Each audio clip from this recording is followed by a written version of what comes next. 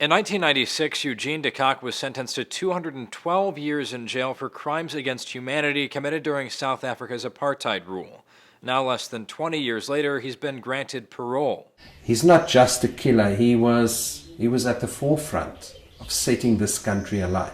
On Friday, South African Justice Minister Michael Masuta announced the decision.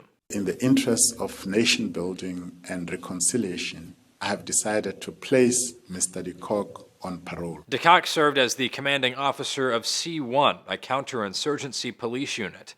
His confessions to overseeing the torture and killing of numerous anti-apartheid activists had earned him the nickname Prime Evil among South Africans. Despite that moniker, there's actually a split in opinion on whether De Kock deserved parole from his 2 life-term sentences.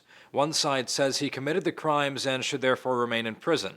The other that he was simply a foot soldier following orders. Speaking to CCTV, the head of South Africa's Center for Risk Analysis said she was disappointed by De Kock's parole. I think it's never really a positive thing when we let people out of jail if all due process have been followed in the judicial system, if we let them out before the time that we had said they should be in prison for. The mother of one of De Kock's victims told South Africa's The Times she'll never forgive him. Her son was killed in 1991 when he put on a set of explosive headphones sent by De Kock in the mail. Still, De Kock has been credited for his honesty during the trials and with helping recover victims' remains.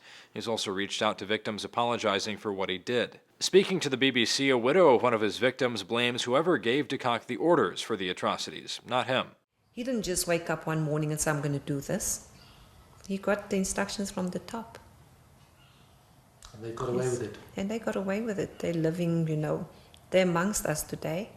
And one man is taking the fall. De Kock's parole had originally been denied last year in July after it was discovered not all of his victims' families had been properly consulted about the process. Another notorious Apartheid-era assassin, Clive Derby Lewis, had his medical parole denied during the same conference.